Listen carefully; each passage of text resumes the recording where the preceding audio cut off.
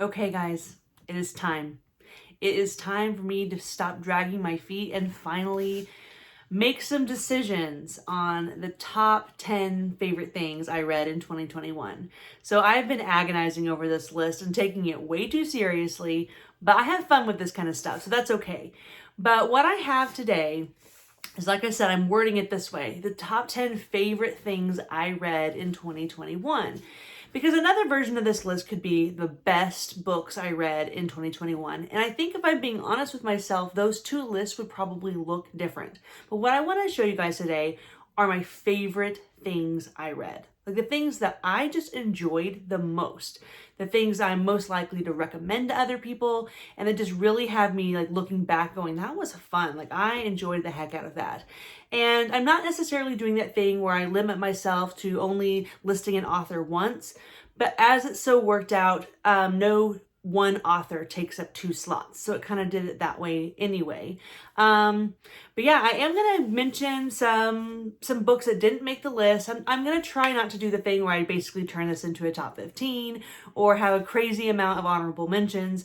But I wanted to show you guys how hard it was, why it was so hard to narrow this down. I read 91 books in 2021, and the vast majority of them were very, very good. In fact, I'm not even going to make a video for like the top 10 most disappointing things I read or the worst books I read, just because I feel like it would be redundant and not that interesting because I just really didn't read that many bad books. So all of that to say, that made making this list very, very difficult. So I am going to show you a couple honorable mentions because they are books that I enjoyed so much that I feel like I absolutely have to at least bring them up, but they just didn't quite make that top 10 because when you're dealing with so many good books, something has to get cut. And I want to show you, like, I cut awesome books, so that means this was difficult for me. Okay, so let's jump right in with the honorable mentions. One of the things that I am happiest that I read in 2021 was the Farseer trilogy by Robin Hobb. I absolutely loved this series. I enjoyed it more than I thought I would, but the thing that has it on this list that makes it so exciting moving forward is, of everything I read in 2021, this is what I'm most excited to continue. Like I said, this is a complete trilogy, the Farseer trilogy, but Robin Hobb has written several series within this world, and I am so excited to keep going. I really liked books 1 and 2, like so much, and then I waited quite a while before I read the third book, and I ended up loving it even more than I thought I would. And that note that it ended on, and just the way it made me feel, I am so excited to keep reading more Robin Hobb in 2022. All right, next up. I am a lifelong fan of the Jurassic Park franchise, but I had never read Jurassic Park until this year. And I had so much fun with this book. And as happens so often, in my opinion, the book is even better than the movie. And I just was pleasantly surprised because I didn't even know that would happen. Because like I said, I'm a lifelong hardcore fan of the whole Jurassic Park franchise, even the bad movies. I love them. And so I was just so blown away and surprised that this book was just as much fun, just as much of a thriller, just as exciting and scary in parts. It's just as good as the book or the movie in those ways, but in character development and some, little deeper story aspects, it was even better than the movie. So I loved this book, and it almost made the cut for my top 10. All right, next up, I read a lot of Blake Crouch in 2021. 5 books total, I do believe. I loved them all. But what sticks out the most in my mind was the Wayward Pines trilogy. I grabbed book 2, which is called Wayward, just because I like the way the cover looks. But I absolutely loved this series. This is one I did totally on audio. And I was able to audio all 3 books in 4 days. Part of that's just because I ended up having a lot of audiobook time, but mostly it was because I just couldn't bring myself to turn off the audio and stop listening to it. It was addictive. It's the very definition of a page turner, even though I didn't actually turn pages when I read this one. I couldn't make myself stop. I found myself just cramming my headphones in my ears every chance I got because I wanted to just get a little bit more. And it was fun to read a series that was that engrossing and bingeable. So huge recommendation on the Wayward Pines trilogy. I mean, I can't think of anybody I wouldn't recommend this to, because despite what, whatever genre preferences you might have, what types of books you usually read, I think this is one that almost anybody would find addicting and fun. And then this last one was the most difficult for me to cut from the top 10. The most honorable mention of all the honorable mentions. And honestly, if you gave me 10 minutes, I might even be able to rework this in a way where it did make the top 10, because that's how interchangeable some of these are. Ranking them was the hardest part. But the book that didn't quite make the cut, but I want to get as a little spotlight, was The Ember Blade by Chris Wooding. This is a book that I knew almost nothing about when I started. My expectations were just basically nothing. And I had so much fun reading it. It was just more than I expected. The story was bigger than what I was expecting. The writing was better than what I was expecting. The characters were way more impactful than what I expected. At the beginning of the book, I had this notion that I had an idea of where it was going, what type of story it was going to be, who these characters were going to end up being. And it really does embrace a lot of classic fantasy tropes that I love. So some of that stuff was spot on, but it was like a fresh spin on tropes that I love. But more than anything, some of the things that I predicted or expected just totally took a twist turn and was beyond what I could have imagined. You get a little bit of a heist element, you get an escape element, you get a quest and, lost artifact element. Like, I absolutely had so much fun with this book, and it was just way better than I expected. It is the first book of a series. I hear book 2 is being wrapped up, but don't let it being an unfinished series stop you from reading this, because I absolutely love the way that this book was wrapped up. It leaves me wanting more. Like, I'll read book 2 on release day, but it didn't leave me like, what do you mean there's not a book 2 yet? Like, it doesn't, I'm not going to say it reads quite like a standalone, but it does have a satisfying ending and a full arc within this book. So please pick it up right away. I loved it. I hope you love it too. All right, here we go. These are my top 10 favorite things I read in 2021. Coming in at number 10 is Shadow of the Gods by John Gwynne. This was a new release this year, and I was so excited to try something new with John Gwynne. John Gwynne kind of defined my 2020 reading wise, because I read all of Faithful and the Fallen and of Blood and Bone, and I loved all of that series. I liked everything about it pretty much. And I was in this state of John Gwynne can do no wrong. He's coming out with a new book, a new world, a new story, new lore. I was a little nervous because I was like, we're leaving the Banished Lands, which I love so much, but I have full trust in him, and he did not let me down. I loved this story. I loved the characters. I love how he brought in realistic and real world lore from the Viking culture, and that's just about one of my favorite things in the world. So I was already a fan, but he did it in a way that felt like familiar, like this is cool, this is something I already like, but also made it feel fresh and new. And of everything I read this year, this is the one that left me the most going, like, what do you mean I don't get another book for a whole year? So I can't imagine having a top 10 list that doesn't have John Gwynne on it. And this book didn't disappoint me. Quite the opposite. It was better than I expected. The characters just are stuck in my head. They live here now, and I can't wait to find out what happens next to them. And luckily we won't have to wait very long, because Hunger of the Gods is my most anticipated new release of 2022. Number 9 was Wisdom of Crowds by Joe Abercrombie. This was another new release this year, and it was the final book in his Age of Madness trilogy. And I absolutely had an awesome time with this. Like, Joe Abercrombie is the master of what he does. He has written a world and a group of characters and a group of characters' offspring that I have come to just absolutely be obsessed with. And I want to know everything about these people, this world, and what they are doing. As far as a conclusion to the trilogy goes, I thought it was an awesome ending. I loved what he did with the story. And honestly, there were some things that I called that I was like, oh, I knew that was coming, but there were things that totally surprised me as well. So I loved this book as a conclusion to the trilogy. I do hope he writes more in this world, and ties up some loose ends. That's probably the only reason it's not a little bit higher on my list, because like I said, I thought it was awesome. I had a great time reading it, and I thought it was a very, very good book. I just hope that it is not the last we see in the Circle of the World and the First Law series in general. I hope we get a little bit more because I want to know more, not just because I'm selfish, but I do think there are some things that we need as readers to have clarified and tied up. So I do hope we get more written in this world.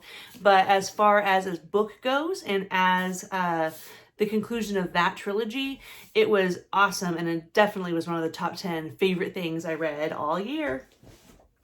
All right, next up is a book that I have been recommending to people all year. I can't stop talking about it. It's not going to surprise anybody that it is on my top 10, but I don't have a book to show you because it's out on loan, but it is A Man Called Uwe by Fredrik Backman. I read a lot of Fredrik Backman in 2021, and I liked everything I read. The book that sticks out the most to me, though, is A Man Called Uwe. I thought the story was just very moving. I thought it was just a sweet story that really stuck with me, and it's something I think about often, and I recommend it to people because it's a book I love to talk about with people. And I don't know, it just felt special to me. It was one that as soon as I read it, I actually made the video like minutes later because I needed to express what I was feeling and talk about it a little bit. I think I shed a few tears. That doesn't always happen to me, especially in books. But that was something that really, I look back on this year, that's a book that I'll always remember because not only did I enjoy it so much, but I had fun recommending it to people and kind of spreading the word about it. So I'm super glad I read that. It's definitely one of my favorite things I read all year. For number 7, I'm going to do somewhat of a cop-out move, and I'm not going to apologize for it, though, because this is my list, and it's the only way I could make it make sense. For number 7, I am holding up Peace Talks, but what I am giving this slot is me wrapping up Dresden Files. That was one of my favorite things I read all year. I think I read 5 or 6 Dresden Files books. I caught up all the way through Battleground, and I read all of the short story collections that I had not read yet. And if you want me to be specific and pick a book for the number 7 slots, I will pick Battleground, but I don't have it on my mass market collection yet. And so I'll hold up Peace Talks. But guys, I had an absolute blast with the Dresden Files this year, and they are definitely some of my favorite things I read. So they have to be on the list. I just don't know how to pick one book because they just all go together at this point. In the beginning of the Dresden Files, the books are much more episodic, and they feel different, but as we keep going, yeah, there's still these individual case files, and each book has an arc, but the story is so interconnected now that I can't really imagine dividing them up and picking one favorite. So if you want me to pick one favorite, I'll pick Battleground. That book kicked so much ass. It was huge. It was so much happened that changes the story going forward. There were emotional moments. I had so much fun reading that book. But as a whole, the Dresden Files in general, it was just so fun for me to wrap that up and get caught up. And I'm in this position now that I'm waiting for more Dresden Files, and it sucks. I've never had to wait for Dresden Files before. So the biggest of recommendations, if you have not read the series yet, please make it a priority in 2022. You will not regret it. For number 6, I have chosen Demon in White by Christopher Rocchio. Guys, if you have not read the Sun Eater series yet, what are you doing?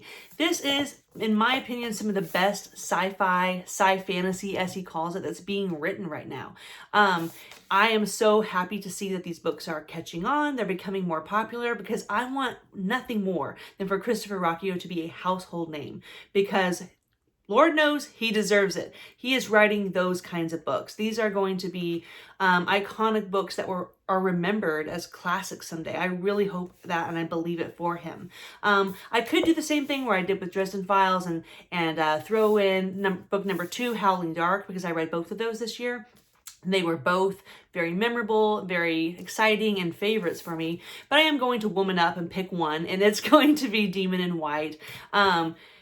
Gosh, Howling Dark had so much cool action and like these scenes that left you thinking and going, what did I just read? Was that the coolest thing I've ever read or the craziest thing I ever read?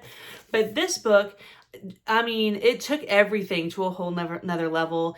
It took it to an area that I did not see this story going.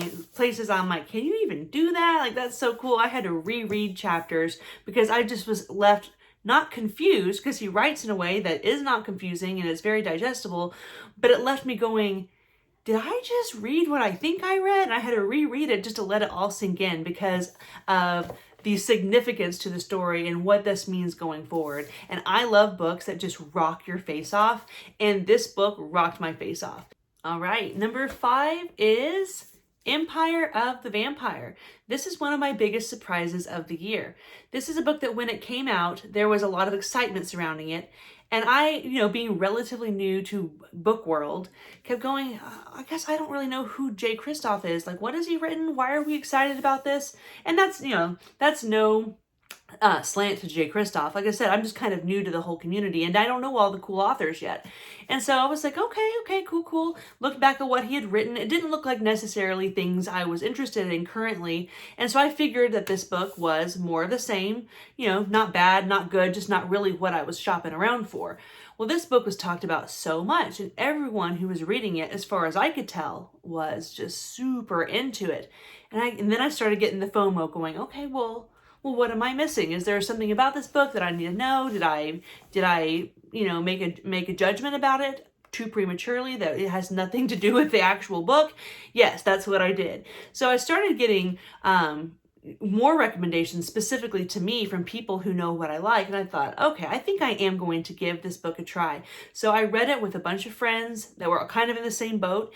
And I think every single one of us is ending up with this book in our top 10 because it is awesome. I'm talking vampires that are actually terrifying and vampire hunters that kick total ass. This book was everything I didn't know I was needing this year. It was violent. It was sexy. It was exciting. It had twists and turns. It had characters that came out of nowhere. It has separate timelines, which is actually a writing technique that I really, really like when it's done well. Getting multiple timelines, but they kind of all come together and make sense at the end. That was done masterfully in this book. So if you're looking for something that is edgy and dark and exciting, big book with really, really great illustrations, that's a fun touch that you don't get a ton of.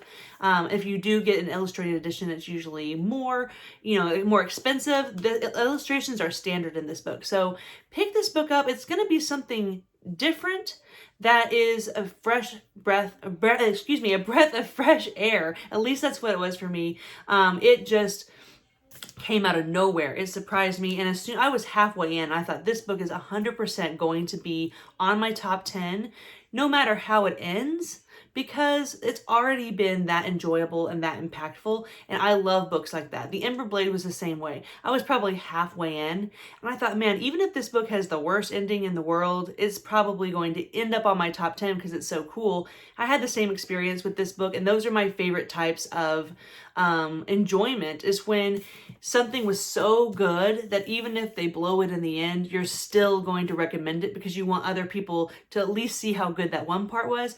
But the best part is when it ends up where the whole thing was good and you're like, I think this is one of my favorite books now. I love that experience. It's not something that happens all the time. I think you can hope for maybe 1 or 2 books like that a year that just goes, whoa, this came out of nowhere and I loved it this much. And that was a special book for me this year because I just had a great time with it.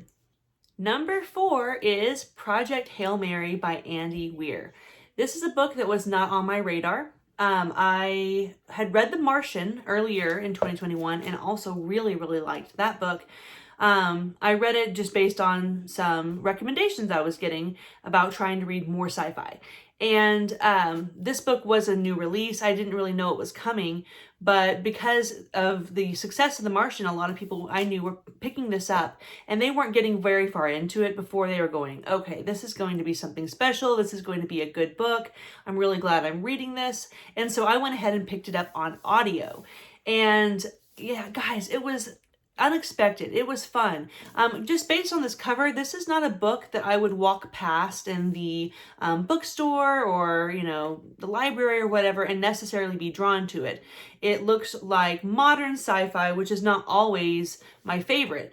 And I'm just so glad that we don't always judge books by the cover, because I probably wouldn't have read Empire of the Vampire and I definitely would not have read Project Hail Mary. But sure enough, it is my number 4 favorite book I read all year. It had a friendship aspect that just was the most delightful surprise. And it was a book that I love the ending. Usually endings to me, I'm just kind of sad that the book is ending. And even if they do a satisfactory ending or a great ending, I'm more of a beginnings person in general. This had an ending that I thought was just perfect. And it was one of my favorite parts of the book. And that doesn't happen very often for me. So that's impactful. But just everything about the way this was written, it has some pretty complicated concepts and science in it, but it never ever felt like it was over my head. And the way he writes is very digestible, easy to understand. Like I said, there were some characters and friendships in this that came out of nowhere and were some of my favorite friendships I read all year. And the story itself was just extremely interesting. It had moments that I was excited. There were moments, so many moments that I was like on the edge of my seat, not sure how they were going to get out of it, what was going to happen next. Like it had a little bit of everything. So massive recommendation for me on Andy Weir's Project Hail Mary. This is a book that was absolutely one of my favorite things I read. Coming in with even more science fiction, number 3 is Hyperion by Dan Simmons. I read this book as a part of a read-along, and I'm so glad I jumped in and said yes to this one, because this is going to be one of my favorite books ever, I think. I loved the storytelling format of the stories within a story. Somehow in a book that's actually not that long, about a 350-page book, he managed to completely get me enamored with these characters. I was invested in their stories. I was invested in the overall story, but more than anything, I loved the short stories within the stories. I love the aspect of everyone sitting around, embarking on this unbelievable adventure and telling each other their stories and how they got to that point where they were. And then the way that it came together in the end and was significant, just really was kind of a iconic moment for me. Like, I don't think I'll ever forget my first time reading this book, and I know I will reread it. And that's a good sign of a favorite book, is when you read something and when you're finished, you already can't wait to read it again. And that's why it was definitely one of my favorite things I read all year, and it might be making its way onto my favorite books of all times list. So I'm really glad that I said yes to that read along, and I'm really glad that I got into reading something that is out of my typical wheelhouse, and I am becoming more and more of a sci-fi gal as we go along, but at the time of reading this, it was one of the first sci-fi books I'd ever read. So I am so happy I said yes to it, and I can't wait to read it again someday. Number 2 is the only Stephen King book on my list. Now, I read a lot of great Stephen King this year, but I was trying to kind of loosely stick to this idea of only doing one author per slot, and it was hard to narrow it down on paper, but when it comes down to it, there really was only one answer, because I loved everything I read. But again, this is going to be a favorite book of all time for me, and it is 11/22/63 by Stephen King. I had the best time reading this book. It is huge. I saved it for November of this year because I just thought it would be cute to read it in the month of 11, because that's what the book is about. And so I put it off and I put it off, and I was saving it for November, and I started it immediately on November 1st, and I read it much quicker than I thought I would, because I mean, this is a huge book. I believe it's about 900 pages. I thought it was going to take me forever to read it, and I do feel like I savored it because I enjoyed every moment, but I just devoured it because I couldn't imagine not reading this book. And when it ended, I was sad. And not necessarily because it has a sad ending, because I think it has a great ending, but I was just sad because I never wanted it to end. I think about these characters all the time. Jake and Sadie are friends who will live with me in my heart forever. That's what I love about books, is that you get to keep them, and you get to revisit them, and you get to just imagine, what would it be like if I had been there, and what would I have done differently, and what if Jake had done this? It's a book that you can think about forever if you want to, and I'm excited to read it again someday. I don't know when I would possibly get to it, but again, it's a book that I think will be a forever favorite for me, and I see myself reading it many more times. It's an iconic love story. It has this historical fiction aspect that I absolutely adore, and it involves time travel, which is something that is always a favorite of mine in books in general. So Thank you, Mike, for recommending this to me over at Mike's Book Reviews. He influences a lot of what I read, but this is one that he really specifically for me said, I really think you're going to love this. And you were right. It's a favorite. Thank you so much for the recommendation. And I look forward to reading more Stephen King as I go forward, because he is now one of my very, very favorite authors, and I haven't been disappointed yet. All right, for my number one slot, I know I'm going to catch shit for this, but I don't care because I couldn't do it any other way. For my number one slot, I am going to say all of Raya Revelations. Raya was definitely my favorite thing I read all year. I may have read better books. I don't know. I hate to say that because, you know, what is better? What is best? What is good? But my favorite thing I read all year in 2021, had the most fun with, and just keep going back to whenever I'm in the mood for something that I know is just going to be lovely and wonderful and fun and perfect and exciting. I always pick up a Raya book because they never ever let me down. So what I'm holding here is Theft of Swords, which is volume 1 of Raya Revelations. It contains 2 books. If you want me to pick one to tell you was my favorite, if you're going to make me do that, sure, I'll pick this one because it's the book that got me hooked. It's the book that started it all. Is it the best of all of them? Probably not. But, you know, if I hadn't picked this up, then I wouldn't know all about Royce and Hadrian and the story of Raya. So in 2021, I read Raya Revelations, which is 6 books, and then I read Raya Chronicles, which is a 4-book, at this point, he may write more, a 4-book prequel series to Raya Revelations. I loved them both.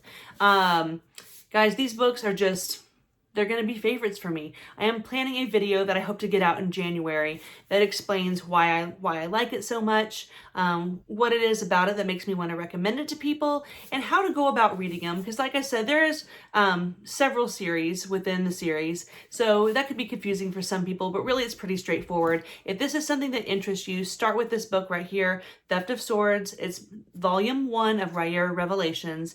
You're going to have so much fun. We have one of the best friendship duos I've ever read in fantasy. You have a lot of your classic fantasy elements that are written in a fresh way.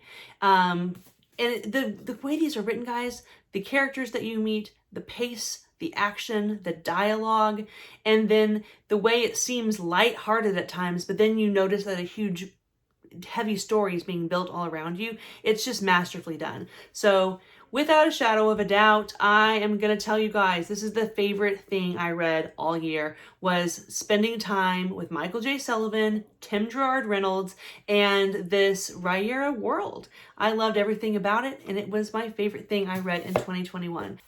But guys, that's it. Those are my favorite things I read in all of 2021. What about you? I want to know, you know, what was the best thing you read? Sure, I get that that's different than maybe your favorite, but tell me, what are your favorite things you read? What are something that just rocked your world and just really makes you smile when you look back on it? Those are what the book recommendations I want. So thank you so much for watching. Thank you for a great year on my channel. I've had so much fun reading and then chatting with you guys about what I've read. So thank you for watching. Thank you for being subscribed and for all the great comments. And I will see you guys next year, 2022.